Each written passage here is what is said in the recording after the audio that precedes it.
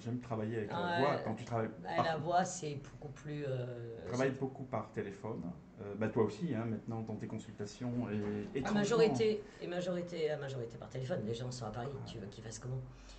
Ils sont à Paris, ils vont pas prendre un billet d'avion pour la journée, oui. donc je peux le faire par Et téléphone. c'est aussi bien, moi je trouve que ça donne au téléphone, on est dans un autre espace. La voix dit beaucoup, beaucoup de choses. Tout à fait. Et Bon, moi j'ai le visuel, parce qu'ils m'ont vu sur les vidéos, mais moi je me connecte à la personne, ni c'est sa voix, bien sûr, mais c'est son identité qui vient automatiquement à moi. l'énergie, C'est l'énergie, son et- identité, c'est ce qu'elle est.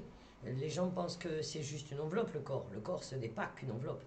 L'enveloppe en fait partie pour pouvoir marcher, c'est ce corps sur ce côté-là de notre monde. Mais il y a un autre côté. Est-ce que les gens me disent toujours, mais comment tu fais pour voir, mais comment tu sais? Mais je ne me mets pas en position en me disant, attends, il me faut pas de bruit, il me faut pas. Je me mets dans un état second, inconsciemment. Je me mets dans un état second qui fait que à ce moment-là, je me connecte avec la personne. Elle peut être à 100 km, à 1 kilomètre devant moi, et des fois même devant moi, il y a des gens, il y a rien, il y a rien. Il n'y a rien qui va sortir parce qu'il n'y a rien à découvrir. c'est la fréquence. C'est une question. Alors on parle de fréquence, de niveau de fréquence. C'est les mots Notre qu'on monde, pose. il est sur une fréquence. Que ça soit bien clair. Imagine une règle. Ça, c'est notre monde. On a des événements de notre vie. Au moment où on bascule, où on disparaît, où on meurt, cette enveloppe, elle disparaît. On te fait enterrer ou au crématorium, qu'importe vos décisions de ce que vous décidez de faire. Le corps, il disparaît Sur le plan physique. Ouais. sur le plan physique. Mais une fois que ton corps a disparu, ton identité, c'est pas une enveloppe. Une identité d'une personne, c'est pas parce qu'elle est belle, pas belle, moins grande, costaud, mince, maigre. Mais c'est pas ça une entité. Une entité, c'est ce que tu as dans ton esprit. C'est à l'intérieur de soi. Donc à ce moment-là, tu passes dans une autre partie. Alors, tu as des gens qui disent ils y croient pas. Tant pis, je les respecte, moi. Oh, mon Dieu, que je respecte ça. Mais c'est toujours ce qui me pose le plus de questions. Ils n'y croient pas parce qu'ils n'ont pas fait l'expérience. Même, moi je vois par exemple Christian qui a fait des expériences avec moi depuis plus de 20 ans maintenant, il a toujours ce côté cartésien qui prend le dessus. Mais je ne lui en Parce, veux pas. parce qu'ils n'ont pas mis. Parce qu'ils ne l'ont pas eu eux. Ils n'ont pas fait l'expérience Parce qu'il ou. y a ce côté très cartésien qui prend la place. Moi je dis toujours, parce que hier on m'a posé une question toute simple, on m'a dit comment je peux développer mes petites capacités, j'y arrive pas et tout. Parce qu'elle n'a pas ouvert son troisième œil. Ce qu'on appelle le troisième œil, c'est l'esprit. Alors pour ça, Sonia, tu le sais, c'est une question d'entraînement. Bien sûr. Il y a des procédures à suivre. Bien sûr. Ça passe par plusieurs canaux. Ça fera l'objet de l'école d'intuition sur lequel on travaille. Qu'on a déjà fait toutes les deux. On l'a déjà fait. Je le fais moi à titre personnel sur les marchés financiers. Alors, vous allez me dire quel rapport entre les marchés financiers et ça? Mais c'est d'ouvrir un canal à un moment donné. Pour aller chercher de l'information dans le futur. Et alors, ça s'entraîne, puisque moi j'entraîne déjà quelques traders à le faire. Pourquoi je le fais? C'est parce que ça me libère. Ça me libère, moi. Ça leur rend de la liberté dans leurs décisions. Et toi, ça te libère aussi, parce qu'en plus, ouvrir ce canal, comme tu dis, parce qu'on veut faire cette école d'intuition, l'intuition, c'est le mot qu'on a trouvé le mieux, parce que ça fait pas l'école de voyance. L'école de voyance, les gens diront ah qu'est-ce que c'est ce bordel et tout. On a tous de l'intuition, on a tous des capacités, mais vous avez ces gens qui sont énormément dans le, comment on pourrait dire, dans le matériel, parce que terre à terre est matériel. Ils ne peuvent pas imaginer qu'il y a autre chose qui existe. Alors moi j'ai bluffé 2-3 personnes. Quelques personnes. Et moi, je t'ai bluffé, toi. Moi aussi, sur des sujets de concours, par exemple, en finance, pareil. Regarde ton ami, tu lui as dit l'examen, le concours que tu vas passer, je vois une page jaune avec un dessin dessus. Tu sais pas de quoi elle travaille, tu sais qu'elle est étudiante. Attention, pas l'étudiante, mais très haut, on est sur un gros niveau. À un niveau très élevé. Et elle prend le bouquin que tu lui as dit de réviser.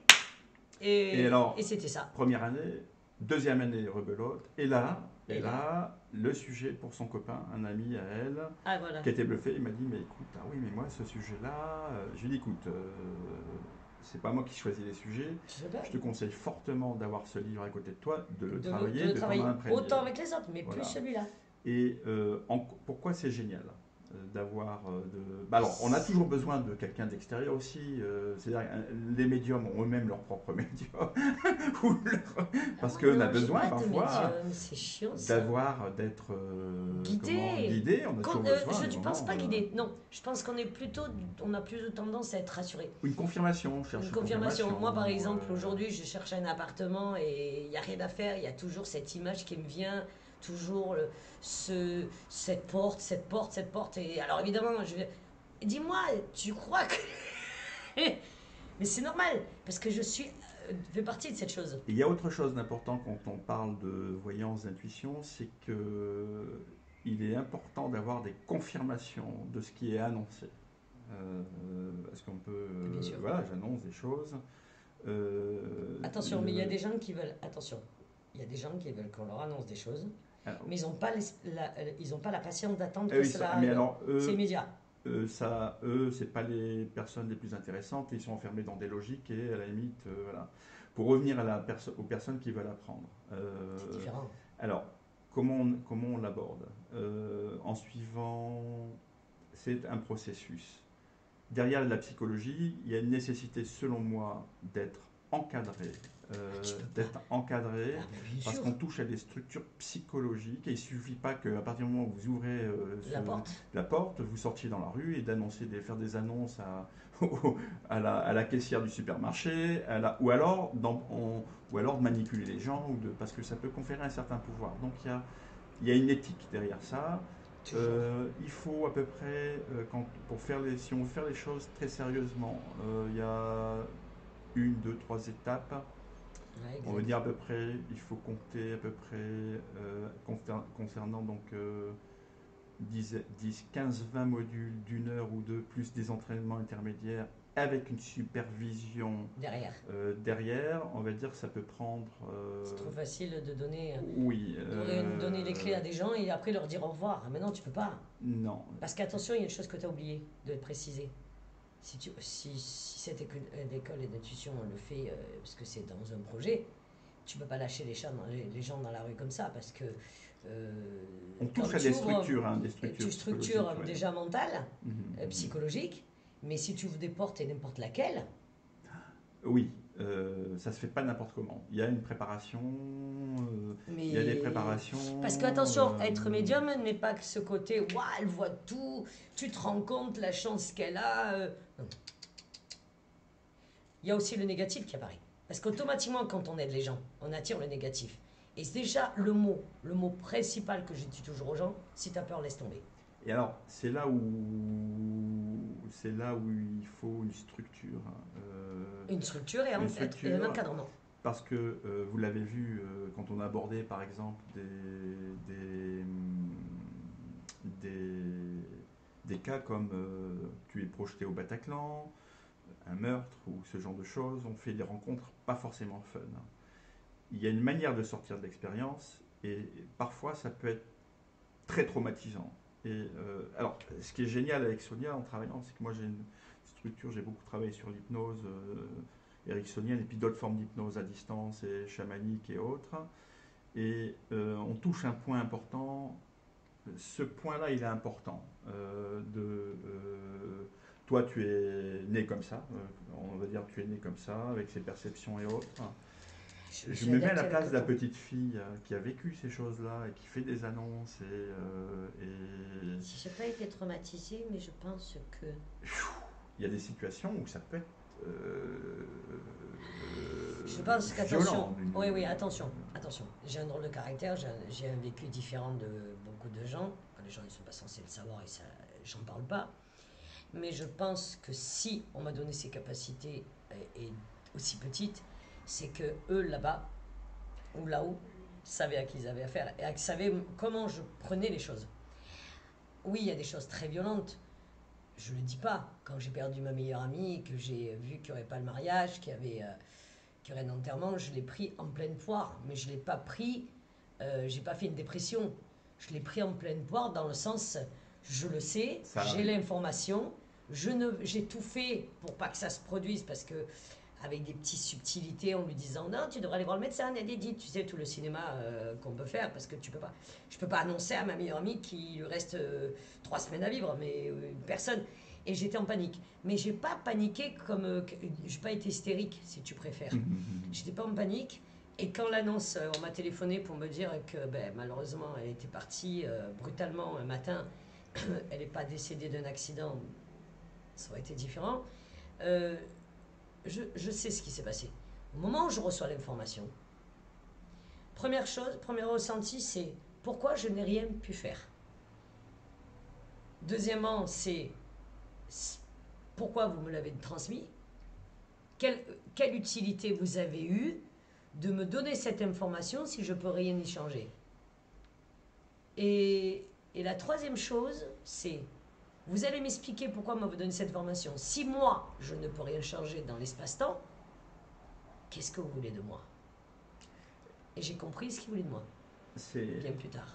Peut-être 5 ans après. Il y a tout ça à préparer quand on forme quelqu'un à l'intuition ou à la médiumnité. Mais la médiumnité ou l'intuition, c'est pas quelque chose de... c'est pas quelque chose de... C'est pas Harry Potter, hein, on arrive avec une baguette magique. Il y a quelque chose qui est lié, pour moi, qui est important, c'est l'éthique, la compréhension de l'autre, la bienveillance et... On m'a posé une question, tu sais. Le sixième... comment ça s'appelle ce film? Un film qui était sorti il y a quelques années d'un petit garçon. Le sixième sens. Voilà. Mais mon histoire, si vous voulez savoir comment ça fonctionne, quand j'étais petite, c'est le sixième sens. Et il y a un autre film aussi qui s'appelle La Maison des Esprits avec Meryl Streep. Oui, faut absolument voir. Moi vraiment, en regardant ce film, quand le sixième sens est sorti et que le gamin communique avec quelqu'un qui est décédé et qui ne sait pas qu'il est décédé, quoi. Je crois qu'il sait, mais il parle avec lui parce que c'est devenu son ami. Le sixième sens, c'est mon histoire. Mais à 100%. Comment ça débute? J'étais beaucoup plus petite, peut-être que lui, dans le film, ils ont mis un enfant de 7 ans, ils n'ont pas mis un enfant de 3 ans, ce qui est normal. Mais l'histoire, le sixième sens, c'est mon histoire. Les choses qui arrivent que tu n'as pas envie, tu n'as pas envie de discuter, tu n'as pas envie de voir. Oui, ça c'est mon histoire. Alors si vous connaissez la réalité de ce film, le sixième sens, c'est projeter tout ce qui m'est arrivé depuis le premier jour où j'ai vu. Et je pense que j'ai toujours vu, ce qui m'a le plus surpris, c'est de m'apercevoir que les gens n'étaient pas comme moi. Et c'est ce qui m'a déstabilisé. C'est pas de voir. C'est que tu comprends, en fait, toi, tu comprends pas pourquoi eux ne voient pas. Je ne comprenais pas pourquoi ils ne voyaient pas. C'est pour ça que de faire cette intuition, il faut un encadrement, il faut des gens qui ont il faut un suivi, il faut des gens comme toi, qui a beaucoup de psychologie. En plus, tu as une capacité à comprendre les gens, moi aussi, mais tu as une façon à toi de faire qui est géniale, tu peux aider. Pour votre information, c'est quelqu'un qui est exceptionnel en psychanalyse, qui est exceptionnel en hypnose, tout ce que vous voulez. Moi, je l'ai vu travailler sur quelqu'un et j'ai de vrais résultats. Tu as de vrais résultats. Après, les gens, ils font leur choix. Moi, je dis toujours, ils font leur choix. Mais oui, c'est particulier. Je reçois des témoignages, tu parles de ça, de résultats. Moi, j'étais formé aux États-Unis par un mec génial qui est un ancien avocat, Igor Ledoshovsky. J'ai fait l'école américaine. J'étais déjà, je pense, il faut déjà une base. Enfin, il y a déjà un don. C'est comme un travail d'artiste. Mais je pense qu'il faut ce petit truc en plus. Tu vois, j'aimerais que Christian développe ses capacités, parce qu'il en a, il n'est même pas au courant. Des fois, je lui dis, c'est quoi? Alors, il me dit, il m'est arrivé ça, c'est quoi? Ça s'appelle la médium de pure, c'est des petits trucs. Vous l'avez tous. Vous l'avez tous. Sauf ceux qui ne veulent pas voir. Par exemple, une personne qui n'a pas de capacité. Un exemple tout bête, qui a perdu quelqu'un. Me dit, il y a une dame qui m'a appelé qui m'a dit, c'est bizarre, depuis que mon papa est décédé, bon, il y a eu un problème familial, entre guillemets, qui n'en a pas. Je vous rassure, tout le monde a plus ou moins un problème familial. Elle me dit, c'est bizarre, on est en plein hiver, la maison elle est fermée, je trouve une plume. Elle va dans la rue, elle fait un truc, elle retrouve une plume. Oui, ce sont des messages, mais les gens sont tellement fermés. Et je trouve que ce qui est bien, là, depuis à peu près, allez, on va dire, depuis le Covid, ce qui s'est passé pour le Covid. Tu vois, le Covid, c'est une merde, pardonnez-moi l'expression, le Covid, mais ça a ouvert l'esprit de beaucoup de gens, qu'il y a eu beaucoup de morts, il y a eu beaucoup d'incompréhension, dont on s'est fait un peu manipuler par faire la peur. C'était pas là par hasard. Hein, et il n'y a jamais de hasard. La peur, et à place d'avoir déclenché ce côté matérialiste, ça, waouh, ça change comme par hasard. Alors on parle d'anecdotes et de signes et tout ça. J'ai une amie, Angeline, que tu connais. Attends, Angeline, tu la connais. Angeline. Ben, si Angeline, tu vois cette vidéo, on t'embrasse très fort. Elle me racontait une anecdote où elle était à Buenos Aires voir une de ses amies qui venait de perdre son mari, qui est une femme complètement un capricorne, très carrée, très froide et autres, et qui lui racontait l'anecdote en disant la dernière fois j'étais sur ma terrasse, donc Buenos Aires c'est en pleine ville, une terrasse, et puis elle entend un bruit dans les feuillages, s'est dit tiens, et surgit un colibri, tout petit oiseau, tout petit, là. Il n'y en a pas dans cette zone-là. Elle dit tiens, c'est étonnant. C'est bizarre, qu'est-ce qu'il fait là? Et elle se dit, je me mets à lui parler, je crois que son mari s'appelait Édouard. Eduardo, c'est toi, tu as soif, attends, je vais te préparer de l'eau et autres. Alors qu'habituellement, elle raconte cette histoire à Angeline en lui disant écoute, c'est bizarre, mais voilà ce qui s'est passé, tu crois à cette histoire, je ne suis pas en train de devenir folle. Je dis non, pas du tout, c'est... une manifestation. Mais les gens qui ont fait des manifestations, très souvent, ils n'en parlent pas. Parce que c'est devenu tabou. C'est tabou. C'est celui qui ose de dire tiens, c'est bizarre, j'ai fait ça, il se passe ça dans ma maison. Parce qu'il y a des bureaux, ça peut arriver n'importe où. Et dès qu'ils veulent en parler, et déjà, ils sont fermés parce qu'ils ont peur que les gens les prennent pour des dingues. Ils disent ouais, c'est l'émotion, t'as perdu quelqu'un. Moi, on m'a appelé plusieurs fois chez des particuliers. Parce que je fais des enquêtes chez des particuliers quand ils arrivent des événements bizarres, à pas une reprise, mais à plusieurs reprises. Ça m'est arrivé plusieurs fois d'aller chez des gens en disant oui, il se passe ça. Et la raison, c'est qu'ils avaient quelque chose à vous dire ou à vous transmettre. Ou... Très souvent, c'est drôle, très souvent, ils ont des manifestations pour des défunts à eux. Qui ont pu perdre, parce que tout le monde croit qu'ils disaient qu'ils meurent 6 mois après, ils disent non, des fois c'est 6 ans, 7 ans, ils prennent une certaine énergie voire pour leur transmettre.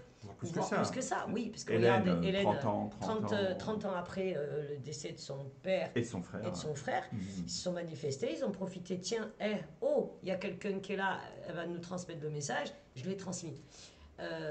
Et les gens ne parlent pas. Oui, je fais des consultations à domicile pour savoir qu'est-ce qui se passe dans et des fois, c'est possible qu'il n'y a rien. Bon, j'avoue que jusqu'à présent, il y a du monde. Toujours quelque chose, toujours.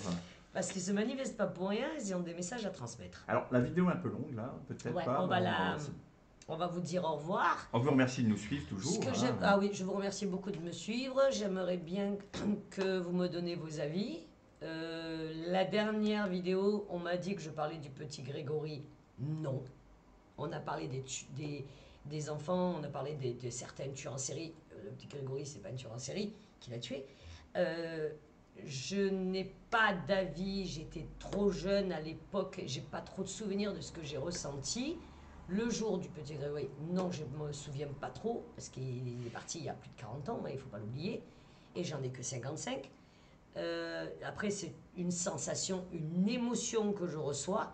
On n'a pas parlé de lui particulièrement, on a parlé d'autres événements tragiques de ce qui s'est passé il y a très peu de temps. Je vous remercie. Alors on embrasse avant de partir, on va embrasser Estelle. Ah oui, Estelle. Une bonne rentrée à toi, Estelle, oui, tes parents et tous les gens qui me suivent, qui me regardent. Nicolas, mettez les pouces. Nicolas et tout le monde. Je vous en supplie, pour nous aider, partagez, mettez un pouce, partagez. Pour ceux qui ne sont pas abonnés, vous pouvez vous abonner, c'est gratuit, je vous en supplie, c'est gratuit. Aidez-nous qu'on puisse continuer, parce que c'est important de partager ce que nous sommes, parce que depuis peu, beaucoup de gens qui ont les mêmes capacités que moi osent enfin me contacter et osent enfin parler. Et ça, c'est le plus important. L'école d'intuition, ça va être génial ou pas? Oh que oui. Ça va être génial. On va monter. Alors comment ça va se monter? On le montrera. Il faut prendre du temps. Avec des séminaires, en présentiel, en vidéo et autres. Je pense qu'il va y avoir beaucoup de vidéos parce qu'il y a beaucoup de gens qui, vu ce qui se passe actuellement, ça va être un peu chaud. Ouais. Je vous rassure, c'est pas la fin du monde. La crise économique, elle va passer, pas tout de suite. On va être dans le dur. Merci les banques, c'est sympa. Ça, c'est à cause des banques. Je suis désolée, mais monter le taux d'intérêt et ils acceptent plus de crédit pour personne. C'est un peu difficile, mais on a connu pire. Et nos aïeux, je suis désolée, ils ont connu pire que nous. C'est un nouveau monde qui vient. Parce que n'oubliez pas qu'il y a eu les guerres, il y a eu la reconstruction, et tout le monde dit oui, il y a eu la guerre, ils ont fait, mais ils ont souffert. N'oubliez pas de ceux qui ont souffert. Et aujourd'hui, il y a encore une guerre en Ukraine. N'oubliez pas que c'est... En Afrique. Et tout va mal partout. Comme d'habitude, comme toujours. Et la guerre, elle est aussi financière. Mais c'est qu'une question politique et financière. Et géopolitique et autres. Ça n'a toujours été qu'une question financière. Les gens servent de chair à canon, la population chair à canon pour les gouvernements. Point barre. L'homme, ils s'en foutent des êtres humains. Bon, on vous embrasse, on s'arrête là, puisque la vidéo était un peu plus longue. On vous embrasse énormément et partagez et à très bientôt. Ciao, ciao.